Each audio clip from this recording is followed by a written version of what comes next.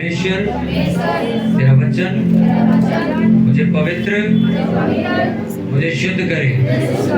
बोलो परमेश्वर, ये वचन जो आज मैं सुनूं, ये वचन मेरी जिंदगी में 1000 गुना फल लेके आए।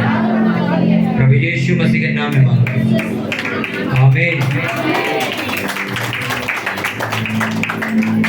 हालेलुया।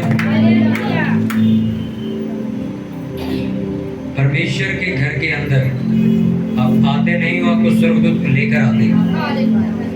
हर वो इंसान जो चर्च कभी कभी आता है, हर वो इंसान जो चर्च के साथ वफादार रहता है, उसमें और उस इंसान की जिंदगी में जमीन और आसमान का फर्क होता है। मैं हमेशा बताता हूँ, वो इंसान जो चर्च में बना रहता है, प्रार्थना करता रहता है, और वो इंसान जो कभी कभी टाइम निकाल के चर्च आता है, उन दोनों की जिंदगी के मसले अलग होते हैं। हालेलुया। प्रार्थना करने वाला इंसान कभी फेल नहीं हो सकता। बाइबल बताती है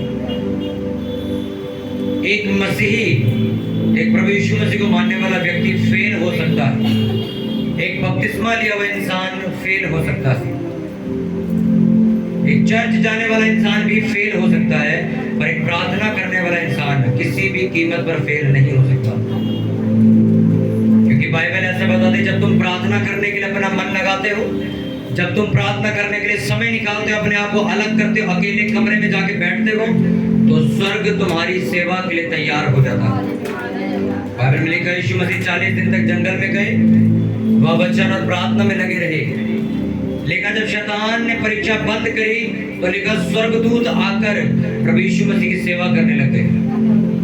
वो स्वर्गदूत सिर्फ प्रभु यीशु मसीह के साथ ही नहीं थे, बाइबल बताती कि परमेश्वर ने स्वर्गदूत आपके और मेरे लिए बनाए, जो सेवा करने वाली आत्माएं हैं। किसकी सेवा? आपकी और मेरी। अब जैसा उन्हें बोलते हो वैसा वो काम करने लगती है। जैसा आप स्वर्गदूत को बोलते हो वो आपके लिए काम करता है। इसलिए जब आप प्रार्थना करनी शुरू करते हो तो वो स्वर्गदूत आपके घरों में जाना शुरू करते हैं। आपके बच्चे जहाँ पढ़ते हैं वहाँ ट्यूशन में जाना शुरू करते हैं। आपके हस्बैंड जहाँ नौकरियां करते हैं उनके साथ जाना शुरू करते हैं। पर वो इंसान, वो स्त्री, वो पुरुष जो प्रार्थना नहीं करते, उनके घरों में स्वर्गदूत कभी काम नहीं करते। हालेलुया। और वो इंसान, मैंने कहा, जो मैं कहता हूँ इस दुनिया की नजर में चाहे किसी भी जगह से देखो, वो धर्मी दिख रहा है आपको, बहुत बड़ी आदमी है, और अगर वो प्रार्थना नहीं करता वो एक फेल क्रिश्चियन है, वो एक फेल मसीही है। वो नाम का मसीही है बस, और उसके अंदर है कुछ नहीं बस। आज भी तांत्रिक लोग उन लोगों के ऊपर जादू टोना करने से डरते हैं जो प्रार्थना करते हैं। आज भी डरते हैं वो लोग। पर आज भी वो तांत्रिक उन मसीहों के ऊपर जादू टोना बड़ी आसानी से कर देते हैं जो प्रार्थना कभी कभी करते हैं या 5-10 मिनट करते हैं बस। अगर आप किसी तांत्रिक के पास जाओ और उसको बताओ ये कैसा बंदा है, इसको ऐसे करवाना है, और उसको भी पता होगा कि कितनी प्रार्थना करता है, क्या करता है क्या नहीं करता। ठंडे पतीले के ऊपर कभी आपने देखा होगा मक्खियां बैठती हैं, देखी कि नहीं देखी? बोलो। अगर आपने ठंडा बर्तन देखो, पतीला आपने वैसे ही रखा हुआ है, तो उसके ऊपर मक्खियां बैठती हैं, मच्छर भी बैठते हैं, कीड़े भी बैठते, सब बैठते कि नहीं बैठते? आप पतीले के नीचे गैस चालू कर दो, उस पतीले को गर्म कर दो आप, कोई मक्खी उसके ऊपर आकर नहीं बैठेगी। फिर बैठेगी क्या? वो नहीं बैठ सकती। अगर तुम गर्म नहीं हो, तुम प्रार्थना कर करके गर्म नहीं हो अंदर से, तो शैतान तुम्हारे ऊपर बैठेगा, तुम्हारे घरों में उसको अधिकार है काम करने का, वो करेगा। और अगर तुम गर्म हो, प्रार्थना करने वाले इंसान हो, तो मक्खियां कभी तुम्हारे घर पे, यानी कि दुष्ट आत्मा कभी तुम्हारे घर पर नहीं आ सकती। हालेलुया। कितने लोग हैं जो 1 घंटे से ज्यादा प्रार्थना करते? हाथ उठाओ जरा। ईमानदारी से, बाइबल तुम्हारे हाथ में है, 1 घंटे से ज्यादा प्रार्थना करते हो? 1 घंटे से ज्यादा प्रार्थना करते हो? बाइबल आपके हाथ में है, सोच समझ के बोलना। उठाओ अपने हाथ। 1 घंटे से ज्यादा प्रेयर है तुम्हारी, देख लो। हालेलुया। जितनी कम तुम्हारी प्रेयर उतना ज्यादा शैतान का अटैक तुम पे रहेगा। तुम्हारे बच्चे उद्धार पाने में सालों लग जाएंगे, तुम्हारे बच्चे सालों लगा देंगे चर्च जाने में। क्यों? तुम्हारी प्रेयर क्या है? 10 मिनट। जब तक तुम्हारी प्रार्थना ऊपर नहीं जाएगी तुम्हारा परिवार ऊपर नहीं जा सकता। प्रार्थना तुम्हें बचा के रखती है, सबसे आगे रखती है, हर बीमारी हर एक रोग से बचा के रखती है। जितनी कम तुम्हारे घर में प्रेयर होती है उतना उस घर में कभी जाकर विजिट करना, उस घर में कलेश और मसले भी ज्यादा होंगे। आपने कभी ट्रेन चलती देखी है? ट्रेन को दोनों तरफ से चलाया जा सकता है। अगर एक इंजन आगे का खराब हो जाए तो पीछे से इंजन जुड़ता है और उसको लेके निकल जाता है। हाँ कहना, देखा कि नहीं? कभी गांव गए हो, सफर पे गए हो तो ट्रेन रुक जाती है, जो आगे इंजन चल रहा था वो उतर के चला जाता है, पीछे से एक और इंजन आता है वो आगे लग जाता है। अगर रिवर्स लेके जानी तो भी इंजन लग जाता है, आगे लेके जानी तो भी इंजन लग जाता है। कितनों समझ आ रही है? क्यों ऐसा किया जाता है? ताकि ट्रेन जो खड़ी हुई वो रुके नहीं, वो चलती रहे। हाँ के ना? एक हस्बैंड और एक वाइफ अपने घर के 2 इंजन की तरह। अगर उन दोनों इंजनों में से एक इंजन खराब है तो कैसे ट्रेन चलेगी? पति प्रार्थना करता है बहुत, वाइफ प्रेयर को हाथ भी नहीं लगाती। वाइफ प्रार्थना करती है बहुत, हस्बैंड प्रेयर का नाम तक नहीं लेता। कैसे चल पाओगे?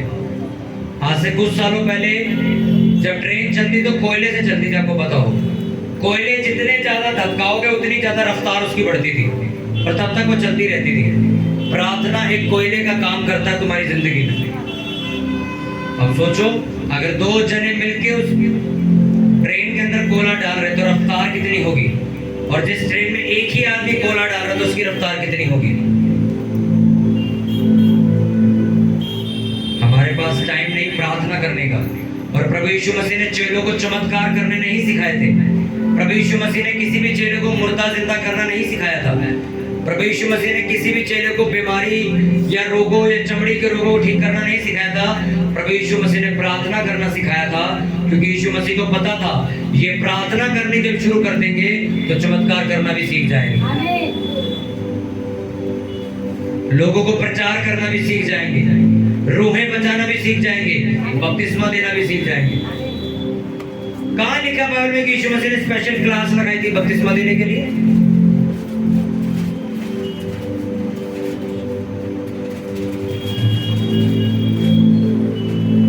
हालेलुया। कितनों को बात समझ आ रही? जितनी कम तुम्हारी प्रार्थना उतने ज्यादा मसले तुम्हारे कठिन होते चले जाएंगे। आपने मेरा परिवार देखा, वजह क्या है इसकी सेवा करने की? प्रार्थना, परमेश्वर का अनुग्रह। लोग कहते हैं परमेश्वर के अनुग्रह से सब काम होता है। तुम प्रार्थना पे घमंड मत करो। मैं भी ये बात मानता हूँ कि उद्धार धार्मिकता से नहीं, अनुग्रह से हुआ। और अनुग्रह कब हुआ? जब तुमने मांगना शुरू किया। समझ आ रही कि नहीं आ रही? आप चाहते हो कि ये इंसान बदल जाए, इस पे परमेश्वर का आत्मा उतरे, ये उद्धार पाए, ये प्रभु यीशु मसीह की सेवा करे, ठीक है। इसको चुनेगा कौन? कौन चुनेगा इसे? इस पे अनुग्रह कौन करेगा? बोलो, परमेश्वर करेगा। क्योंकि परमेश्वर ने खुद कहा तुम्हारा उद्धार मैंने किया है। तुम इतने अच्छे नहीं थे कि तुम्हें बहुत बढ़िया आदमी थे तो तुम्हें चट बुला लिया। परमेश्वर ने तुम्हारे पर अनुग्रह किया तो तुम बुलाए गए। ओके, ये इसको अब हम चाहते कि परमेश्वर इसको चुने, ये मेरा बेटा है, ये ऐसे है वैसे, इसके ऊपर परमेश्वर फजल करे। अब फजल कब होगा? अनुग्रह कब होगा? जब तुम अनुग्रह करने के लिए बोलोगे। क्योंकि वचन में लिखा मांगो तो दिया जाएगा। तो मांगोगे प्रभु मेरे बच्चों का उद्धार दे, मेरे परिवार का उद्धार दे, मुझे बरकत दे, मुझे फाइनेंशियली ग्रो कर, मुझे बीमारी से आजाद कर। तुम मांगना शुरू करोगे वो देना शुरू करेगा। अगर आपकी जेब में 500 रुपया पड़ा है और आप जब अपनी ड्यूटी पे जा रहे हो और अपने पापा से 20 रुपए खर्ची के ना मांगो तो वो नहीं देंगे। वजह क्योंकि उन्हें ये लगता है इसके बाद पैसे होंगे इसलिए मांगे नहीं इसने। हाँ के ना? अभी आप सोचो, आप लंगर खाते हो, आप जब तक चावल मांगोगे ना, आपको देता है कोई आके जबरदस्ती? आपको कि भाई थोड़े चावल उठा ली, वो आके दे देगा। चावल पड़े हुए हैं, आप आप ही के लिए पड़े हैं, पर देख नहीं रहो। तुम मांगोगे नहीं तो वो देगा नहीं। समझ आ रही कि नहीं आ रही? तुम्हारी बरकत, तुम्हारी आशीष, तुम्हारे रास्तों का खुलना, तुम्हारे परिवार का उद्धार होना स्वर्ग में पड़ा पड़ा सड़ रहा है। तो मांगते नहीं, वो नीचे नहीं आता। जो मांगता उसके लिए उतार दिया जाता नीचे। परमेश्वर ने कहा, परमेश्वर के वचन में लिखा, वो सच्चा और न्यायी है, जो उसने कहा वो पूरा करता है। अगर उसने कहा है जो कुछ तुम प्रार्थना में मुझसे मांगोगे वे पाओगे, तो मतलब पाओगे। आज नहीं पाओगे, 6 महीने बाद पाओगे। कितनों को बात समझ आ रही है? दाल चावल बाल्टी में पड़े ही, तुम मांग नहीं रहे, तुम्हें दे नहीं रहे, तुम भूखे बैठे हो। तुमने जैसी आवाज मारी हो, भाई दाल दियो थोड़ी, वो दाल देने आ गया। वो पड़ी किसके लिए थी एक्चुअल में? तुम्हारे लिए रखी। तुमने मांगी नहीं, हमने दी। कितनों को समझ आ रही है? चर्च में बाइबलें पढ़ी है, तुमने मांगी नहीं, हमने दी। पर पढ़ी किसके लिए? तो मेरे पास तो मेरी बाइबल है, तो रखी किसके लिए इतनी सारी? लोगों के। वो मांगते नहीं, हम देते नहीं। आपसे फिर कह रहा हूं, जितनी कम तुम्हारी प्रार्थना है, तुम हिसाब लगा लो, 20 मिनट 15 मिनट, जितनी तुम्हारी कम प्रेयर है, उतना तुम्हारी जिंदगी कठिन होती चली जाएगी। तुम्हारे रास्ते कठिन होंगे। जो दूसरे लोग आसानी से काम कर जाते, तुम्हें करने में बहुत मुश्किल लगेगी। आज मुझे देख के यही एग्जाम्पल आप देख सकते हो। मेरा परिवार बचने में 7 महीने लगे हैं, लोगों के परिवार बचने में 10 साल हो चुके हैं। क्यों? मेरे पे ज्यादा परमेश्वर का अनुग्रह है क्या? वो भेदभाव कर रहा है। हमारे परिवारों को उद्धार नहीं कर रहा, मेरे वाले का 7 महीने में कर दिया। हमने प्रेयर करी है, बैठ के सारी रात प्रेयर करी है, दिन में प्रेयर करी है, फास्टिंग करी है। उसके बाद परमेश्वर ने अनुग्रह किया है, उसके बाद परमेश्वर ने काम किया। क्यों करे वो तुम्हारे घर में काम? क्या किया तुमने ऐसा अभी तक? जब तुम प्रार्थना करते हो, स्वर्ग हिल जाता तुम्हारी प्रेयर से, और जैसे हिलना शुरू होता तुम्हारा आमीन हो जाता। मैं वीडियो देख रहे थे फेसबुक पे, उसमें उस बंदे ने मजाक की तरह एक वीडियो बनाई थी क्रिश्चियनों के ऊपर। एक लड़का प्रेयर कर रहा है और स्वर्गदूत करंट से भर रहा है। ऐसा एनिमेशन दिखाया कि स्वर्गदूत जो है उसको उसको उसको उसको करंट लग रहा है कि ये और प्रेयर करे, मैं इसको नीचे जाके जवाब दूंगा। वो कर होकर इतने मैंने प्रेयर बंद कर दी। कोई अब जवाब ही नहीं आ रहा, छोड़ो कल करेंगे प्रेयर। और स्वर्गदूत और परमेश्वर आपस में बात कर रहे हैं कि थोड़ी देर और प्रेयर करता, मैं इसका जवाब दे देता। और उठ के चला गया। आप सोचो, मैं तुम्हें बताता हूं, तुम्हारे परिवार के लिए प्रेयर करनी जरूरी है कि नहीं? नहीं है? हाँ कि ना? तुम्हारी कमाई के लिए प्रेयर करना जरूरी है कि नहीं? तुम्हारे बच्चों के लिए प्रेयर करना जरूरी है कि नहीं? तुम्हारे पूरे खानदान जो अभी तक बचाए नहीं गए उसके लिए प्रेयर करना जरूरी है कि नहीं? अपनी कलीसिया, अपनी चर्च के लिए प्रेयर करना जरूरी है कि नहीं? अपने देश के लिए प्रेयर करना जरूरी है कि नहीं? नेताओं के लिए, पुलिस वालों के लिए प्रार्थना करनी जरूरी है कि नहीं? तो 10 मिनट की प्रेयर में तुम क्या क्या कहते हो कि तुम्हारे पे प्रेयर करने के लिए शब्द नहीं? मैंने 10 पॉइंट तुम्हें खड़े खड़े गिनवा दिए। तो 10 मिनट की प्रेयर में तुम करते क्या हो? मैं कई बार कोशिश करूंगा, एक बार उनके साथ बैठूंगा जो 10 मिनट प्रे करते हैं, मैं सुनूंगा ये करते हैं क्या 10 मिनट में।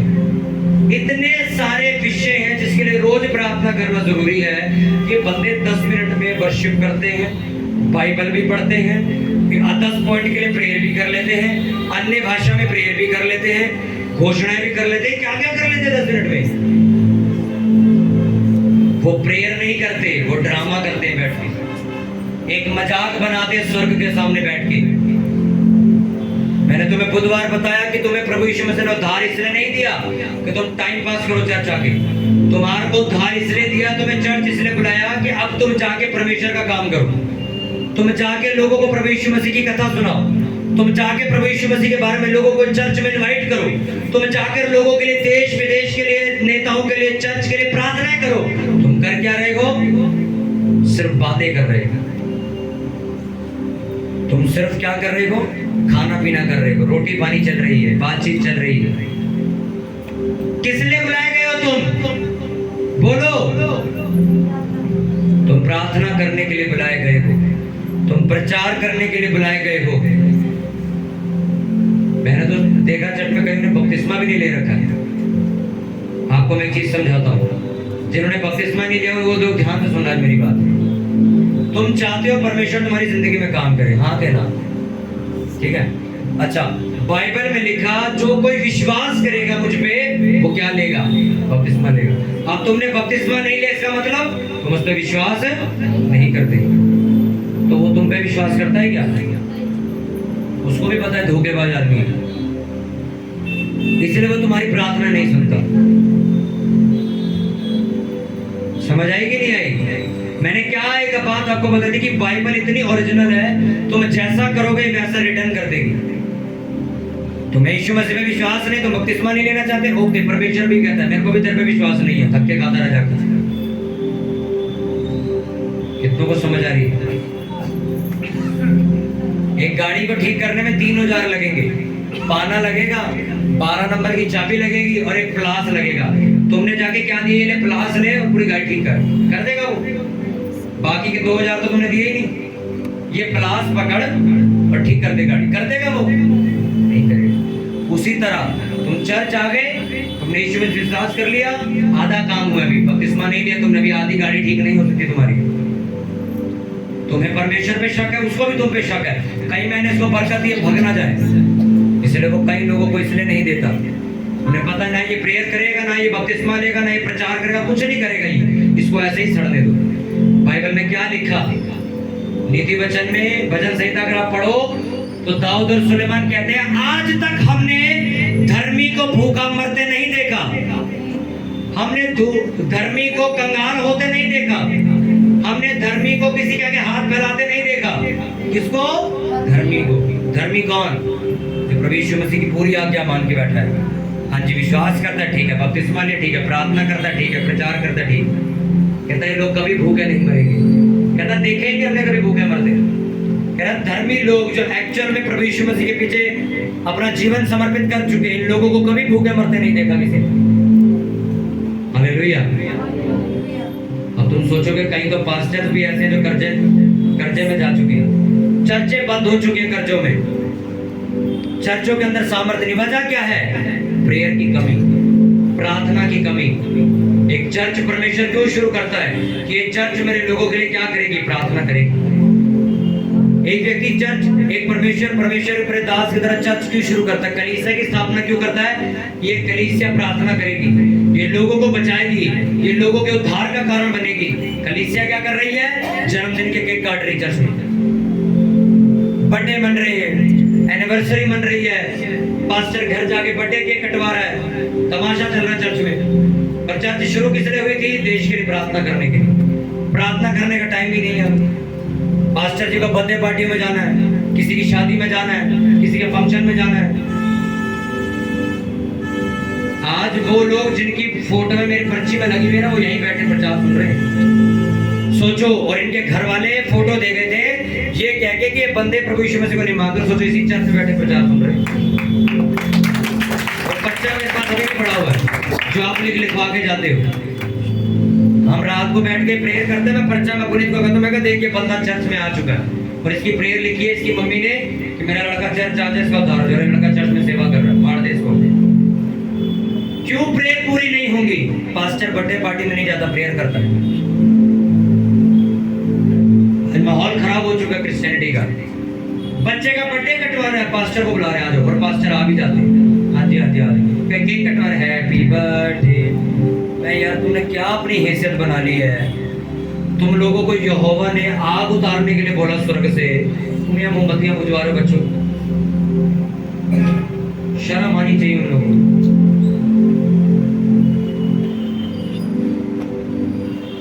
प्रार्थना करने के लिए बिठा दो, 5 घंटे इनके घुटने सुन हो जाएंगे अभी, और अगले दिन दिखेंगे नहीं यहाँ।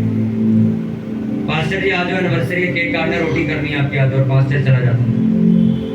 उसको कोई लेना देना नहीं है, मेरी प्रेयर खराब होगी, मेरे प्रेयर का टाइम क्या है, किसने बुलाया, चलो। हालेलुया। कितना समझ आ रही है?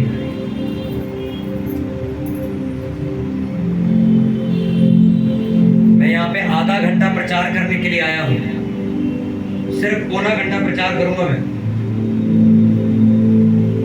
और पिछले 12 घंटे से प्रेयर कर रहा हूँ इस वचन को देने के लिए। 12 घंटे प्रेयर करने के बाद ही 45 मिनट का वचन देके जाऊंगा आपको। मैं बेवकूफ हूं क्या? ये दूसरे पास से तो इतनी प्रेयर नहीं करते, तुम्हें क्या लोड पड़ी इतनी प्रेयर करने की? क्योंकि मुझे पता है मेरा एक्चुअल में मकसद क्या है, मैं क्यों बुलाया गया। मैं बर्थडे पार्टी में नहीं जाने के लिए बुलाया गया। प्रभु यीशु मसीह जाते थे शादी में, वो एक किसी ने वचन पढ़ लिया है कि वो काना की शादी में गए थे, चमत्कार करे थे, तो हम भी जाएंगे। मेरे को बताओ उसके बाद कौन सी शादी में गए थे यीशु मसीह? उसी इकलौती शादी के बाद कौन से फंक्शन में खड़े हुए दिखे थे बताओ? बल्कि लोग बाइबल बताती उसे राजा बनाने के लिए उसे पकड़ना चाहते थे, वो पहाड़ पर प्रार्थना करने चला गया। अपन लोग पता क्या करते हैं, हम वो वचन ढूंढते हैं जो हमारे बहानों से मैच करता है। हम वो वचन ढूंढते थे जो हमारे बहानों से मैच कर जाता है।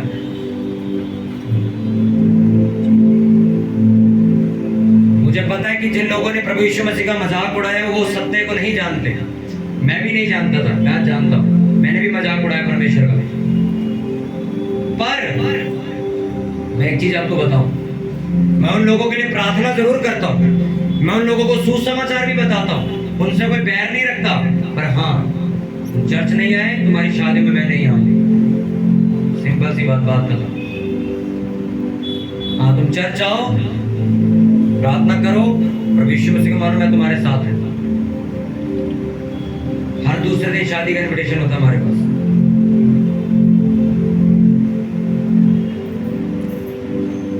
मैंने कहा जब तुमने मेरे प्रभु यीशु मसीह की इज्जत नहीं करी तो मैं तुम्हारी शादी में भी तुम्हारी इज्जत नहीं कर सकता। और आजकल के मसीह लोगों की जितनी मर्जी बेइज्जती कर दो, एक कार्ड पहुंचना उनके घर, उन्हें मटर पनीर में टूट के पड़ना शादी पे।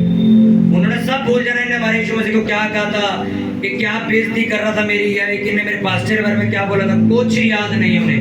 उनको सिर्फ वो वाले वचन याद रह जाएंगे जो लिखा है बाइबल में, लिखा हुआ है कि मैं यूनानियों के साथ यूनानी बना, मैं सामरियों के साथ सामरी बना, तभी तो उन्हें मैं प्रभु यीशु मसीह के बाद खींच लाऊंगा। अगर हम शादी में नहीं जाएंगे तो कल को वो हमारी सभा में भी नहीं आएंगे। अरे जाके कौन सा आ गए वो तुम्हारी चर्च में? आए तो तभी नहीं।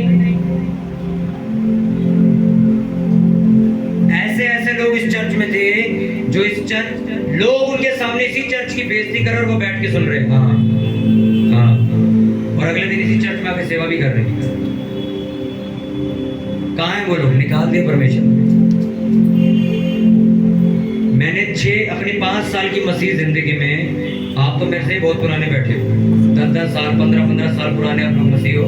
मैंने 5 साल में एक बात सीख ली है, जिसने मेरे पास्टर की बेइज्जती करी, जिसने मेरे चर्च की बेइज्जती करी, वो बंदा मेरे नंबर से डिलीट हो जाएगा अगले दिन। मैंने इज्जत करी है परमेश्वर की, इसलिए मेरे को इज्जत मिलती है। और आजकल के मसीह लोग उनके सामने उनके पास्टर को गाली दे दो, कुछ नहीं करते। उनकी चर्च की लुत्थी उतार दो, वो तब भी उसी के साथ खड़े मिलेंगे। तुम जितना अपने बाप की इज्जत करोगे वो उतनी तुम्हारी इज्जत करेगा। गेम खेलने वाले मसीही, सामने कुछ पीछे कुछ और, ये वही लोग हैं जिनकी प्रार्थना नहीं है जिंदगी। हालेलुया। कल के लड़के को भगाया मैंने रात को यहाँ से, प्रेयर में आया नहीं, पूछा कहाँ गया था, ट्यूशन गया था। मैं ठीक है बता क्या पढ़ा था, ट्यूशन तो गया ही नहीं था। अच्छा परसों क्यों नहीं आया था प्रेयर में, ट्यूशन में लेट हो गया था। मैं कहा अच्छा परसों क्या पढ़ा था, परसों भी नहीं गया था ट्यूशन। मेरे को पागल बनाने की कोशिश कर रहा है। ये वो चर्च नहीं है जहां तुम पास्टर को पागल बना दोगे। ये वो वाला पास्टर नहीं है जो तुम्हारी बातों पे विश्वास कर लेगा। एक सिस्टर मेरे से पीछे मिलने के लिए आई, वो कुर्सी पे बैठी, मैंने बैठते बोला लोगों को गलत बोलना बंद कर दो। बाद में उन्होंने बताया हाँ मैं लोगों की बुराई बहुत करती। तुम किसे पागल बनाने आए हो यहाँ से? लोगों के हालात देख के कभी मैं बात नहीं करता, पास्टर जी बड़े दुख है मेरे बच्चे नहीं मानते। अभी मैं घर में आ जाऊंगा ना तुम्हारी प्रेयर चेक करने, तुम्हारी 10 मिनट प्रेयर नहीं होगी घर में, और तुम पास्टर को पागल बनाते हो कि नहीं मेरा परिवार नहीं बचा, मेरा ये नहीं बचा। क्या किया तुमने अभी तक, मेरे को बताओ तुमने किया क्या है अभी तक? कितने उपवास रखे तुमने, कितनी रात जागे हो तुम, कितनी प्रार्थना करी तुमने, कितनी भेंट चढ़ाई कि तुम्हारे रास्ते खुले? तुमने बातें करी है सिर्फ और कुछ नहीं किया। अगर मैं आपको सच कह रहा हूं, तुम्हारे मरने से पहले अगर तुम्हारा परिवार उद्धार नहीं पा पाया, बपतिस्मा नहीं ले पाया, तो लानत डालेगा स्वर्ग तुम्हारे ऊपर कि क्या फायदा हुआ तुझे उद्धार देने का कि तेरे जरिए एक बंदा तक नहीं बचाया गया। आज तुम चर्च में इसलिए हो कि तुम लोगों के लिए प्रार्थना कर सको, लोगों को चर्च में किसी भी तरीके से लेके आ सको कि वो बच जाए और पाप से बाहर आ जाए। और तुमने तो अभी तक खुद ही बपतिस्मा नहीं लिया, तो तुम क्या दूसरे की जिंदगी के लिए काम करोगे? प्रभु यीशु मसीह ने चेलों को क्या सिखाया? प्रार्थना करनी सिखाई। बोलो क्या सिखाया उसने? तो आज से तुम लिख लो अपनी दीवारों पे घर जाके, ये शब्द मेरे चुभेंगे जब तुम रात को सोओगे ना 10 बजे, यार शर्म आनी चाहिए मुझे यार, मेरे बच्चे आज तक नहीं बचे, मैं मस्त नींद पूरी कर रहा हूँ अपनी। जब तुम रोटी खाओगे वो रोटी मैं कहता हूँ तुम्हें बददुआ देगी, यार मेरा परिवार उद्धार नहीं पाया और मैं उपवास नहीं रखे रोटियां डफ रहा हूँ यहाँ पे बैठ के, शादियों में आया हूँ यहाँ पे और मेरा परिवार कहाँ नशों में बर्बाद हो रहा है।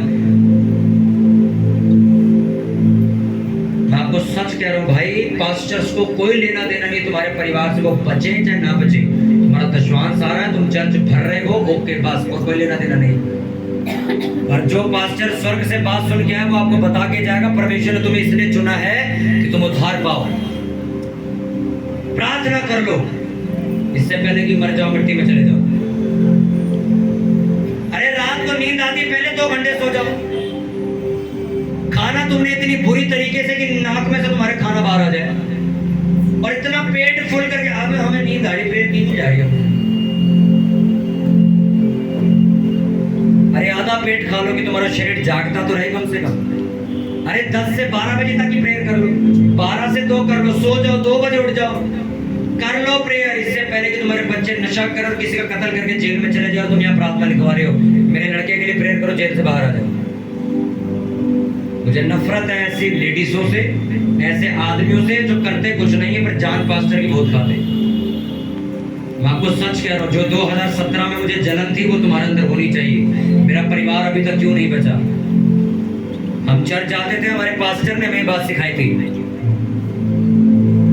अपने मरने से पहले अपने परिवार का उद्धार देख के जाना, उन्हें सेवा करते हुए छोड़ के जाना। हालेलुया। और यहाँ पर मैंने देखा कुछ लेडीज ठान हम मरेंगे बिना तेरे को बपतिस्मा दिलवाए मरेंगे। हालेलुया।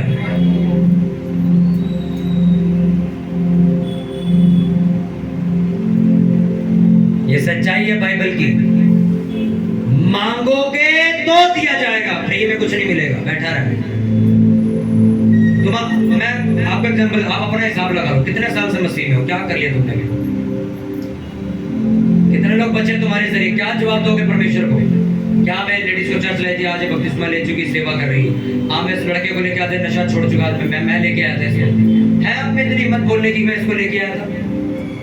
आप टमटमाते हुए थैला उठाते हो, अकेले आते हो, अकेले चले जाते हो, कोई मतलब नहीं, कोई लेना देना नहीं किसी से। आपके अंदर हर सुबह एक जलन होनी चाहिए, मेरा परिवार प्रार्थना क्यों नहीं कर, मेरे परिवार ने अभी तक बपतिस्मा क्यों नहीं दिया, मेरे बच्चे सेवा क्यों नहीं कर रहे जैसे बाकियों के कर रहे हैं। आपके अंदर जलन होनी चाहिए, और यही जलन तुम्हारा उद्धार करवा देगी, यही जलन तुम्हें प्रार्थना पर बिठाएगी, तुम्हें घुटने लगवाएगी। हालेलुया। क्या करोगे आज से? तुम प्रार्थना करोगे। जब प्रार्थना करोगे तो प्रचार भी करोगे, क्योंकि तुम्हें समझ आएगी कि मैं एक्चुअल में बुलाया क्यों गया। ये चर्च ऐसी चर्च है जहाँ पर अन्य जाति कम आते हैं, वो मसीह ज्यादा आते हैं जो भटके हुए आए हैं दूसरी चर्चों से। आपको रियलिटी बता रहा हूँ, इस चर्च के भी तुम काम के नहीं रहोगे अगर तुम्हारी वजह से कुछ नहीं बदला। तुम अपने परिवार के भी काम के नहीं रहे, परमेश्वर के भी काम के नहीं रहे, और हमारे भी काम के नहीं रहे। प्रार्थना करोगे आप से तुम, मैं पता मेरे को शाम को रोटी बनानी चाहिए घर वालों के लिए, पहले बना के रख लो, पहले तैयारी कर लो। भांडे धोने, कपड़े धोने हैं, रोटी बनानी है, रोटी डाल के भी देनी है, मुंह में भी डालनी है। प्रेयर का टाइम मुंह तो निकल गया, बच्चों में ही रह गए हम।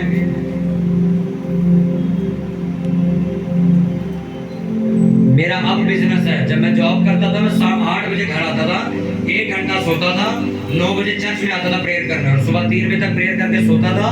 सुबह उठता था, 8:30 बजे नहाने जाता था, 9 बजे 9:30 बजे तैयार होकर फिर ड्यूटी चला जाता था। ये मेरी जिंदगी थी जब मैं जॉब करता था। तुम कौन सी जॉब करते हो भाई? चलो मैं तो पास्टर हूं, मैं तो ज्यादा प्रे करता हूं, मैं तो मैंने कहा तुम 1-2 घंटा तो कर ही सकते हो। और ये कोई मंत्र नहीं है जो बैठ के तुम्हें करना है, ये एक रिश्ता है जो तुम परमेश्वर के साथ बनाते हो, कि मुझे बैठ के मजा आ रहा है परमेश्वर के साथ। अब वर्शिप लगाओ, 10-20 मिनट वर्शिप करो आराम से, तसल्ली से।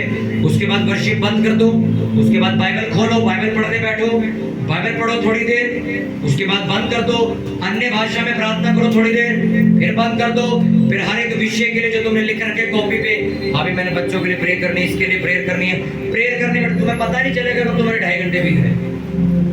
तुम्हें प्रेयर करनी नहीं आती, तुम सोचते हो सिर्फ बोलना ही परमेश्वर के साथ प्रार्थना करना। अरे बैठो कमरा बंद करके, वर्शिप लगाओ, बाइबल पढ़ो बैठ के आराम से तसल्ली से, फिर अन्य भाषा में प्रार्थना करो, वचन के साथ प्रार्थना करो, हर एक पॉइंट के लिए प्रार्थना करो। ऐसे प्रेयर होती है। कितनों को समझ आ रही बात? तुम जितना समय परमेश्वर के साथ बैठोगे, तुम्हें अपने मसले बताने की जरूरत नहीं है, परमेश्वर को पहले से पता है, क्योंकि उसने कहा तेरे मांगने से पहले मैं तेरी सारी जरूरतों को जानता हूं। उसे पता है कि तुम्हारा परिवार अभी तक उद्धार नहीं पाया, पर वो उद्धार दे क्यों नहीं रहा? तुम्हें किस लिए बुलाया है उसने? परमेश्वर की आदत है वो पूरे परिवार में से एक आदमी को चर्च बुला लेता है, और उस आदमी को कहता है अब तू मेहनत कर, प्रचार कर, प्रार्थना कर, तेरा परिवार बचाया जाएगा। वो मैं फ्री में नहीं बचाऊंगा, तेरे को मैंने उद्धार दे दिया, अब तू प्रेयर कर। क्या करोगे आज से? प्रेयर। क्या गेम खेलोगे परमेश्वर के साथ? अभी प्रभु मैं थका हुआ हूं, अभी मुझे यहाँ जाना है, अभी मुझे वहां जाना है। अरे गांठ बांध लो जिंदगी के अंदर, दुनिया के मैं किसी भी कोने में हूँ, मेरा ये प्रार्थना का टाइम है, मुझे इस टाइम अपने घर पहुंचना ही पहुंचना है, मुझे इस टाइम प्रेयर करने बैठना है। हस्बैंड वाइफ इकट्ठे प्रेयर करो, सुबह प्रेयर करो, काम पे जाने से पहले प्रेयर करो, रात प्रेयर करो। देखो जिंदगी कैसे पानी की तरह आसान हो जाएगी, हवा की तरह जिंदगी चलेगी तुम्हारी। हालेलुया।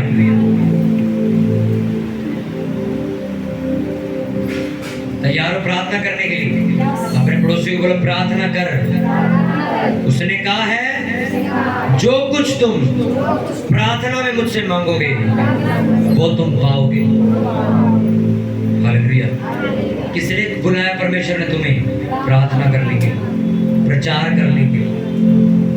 तुम्हारी वजह से पता है कितने लोग बचने के लिए इंतजार कर रहे हैं, पर तुम्हारे पास प्रार्थना का टाइम नहीं है। क्योंकि जब तुम प्रार्थना करनी शुरू करोगे तब वो आदमी तुमसे मिलेगा अपने आप आके, और वो तुम्हें कहेगा भाई मुझे चर्च ले चल। और सोचो तुम्हारी वजह से एक बंदा बीमारियों से बाहर आ जाएगा। हालेलुया। अपने हाथों को उठाओ, अपनी आंखों को बंद करो और बोलो परमेश्वर मुझे प्रार्थना करने वाला इंसान बनाओ, मुझे प्रार्थना करने वाला मन दे। प्रभु मुझे प्रार्थना करने की इच्छा पैदा हो बार बार। बाइबल में लिखा धार्मिकता के भूखे और प्यासे तृप्त किए जाएंगे। प्रभु मैं तेरी प्रार्थना करने का भूखा और प्यासा हो जाऊं, मेरे अंदर भूख बढ़े प्रार्थना करने की, बार बार मैं प्रार्थना करता रहूं, मैं बार बार तेरी उपस्थिति में बैठूं, मैं बार बार वचन पढ़ूं, मैं बार बार उपवास प्रार्थना में जाऊं, मैं रात की प्रार्थना करूं। प्रभु मुझे प्रार्थना करने वाला मन दे। उठाओ अपने हाथों को, ऊंची आवाज में मांगो परमेश्वर से, बोलो प्रभु मुझे वो भी अनुग्रह दे कि मैं प्रार्थना कर सकूं, कोई आलस का आत्मा मुझे प्रार्थना करने से ना रोक सके। प्रभु मेरी इस कमी से मुझे आजाद कर, मुझे छुटकारा दे कि प्रभु मैं प्रार्थना करने वाला लड़का और लड़की बन सकूं, मेरे द्वारा मेरा परिवार बचाया जाए, मेरे द्वारा मेरा मोहल्ला बचाया जाए। प्रभु मेरी जिंदगी के मसले हल होंगे जब मैं प्रार्थना करूंगा। प्रभु मुझे प्रार्थना करने वाला इंसान बना, मुझे प्रार्थना करने का मन दे जो दानियल के पास था, जो नेहेमिया के पास था। जिस तरह हमारे प्रभु यीशु मसीह प्रार्थना करते थे, जिस तरह उसके चेले प्रार्थना करते थे, प्रभु हम भी प्रार्थना कर सके। मांगो परमेश्वर से, अगर वो अनुग्रह दे देगा तो तुम प्रार्थना करनी शुरू कर दोगे। मांगो, बोलो मैं प्रभु यीशु के नाम में अनुग्रह मांगता हूं, मुझे प्रार्थना करने का अनुग्रह दे, मुझे प्रार्थना करने का मन दे, मेरे अंदर बार बार इच्छा और भूख पैदा हो प्रार्थना करने की, वचन पढ़ने की। प्रभु मैं तेरे साथ ज्यादा समय व्यतीत कर सकूं, मैं ज्यादा समय तेरे साथ बैठ सकूं। प्रभु हर वो आत्मा जो प्रार्थना करने से मुझे रोकती है, हर वो आत्मा जो प्रार्थना करने से आपको रोकती है, ओ वो आत्मा प्रभु यीशु मसीह के सामर्थ्य नाम में आपको छोड़ चली जाए यीशु के नाम में। जोर से बोलो आमीन। हालेलुया।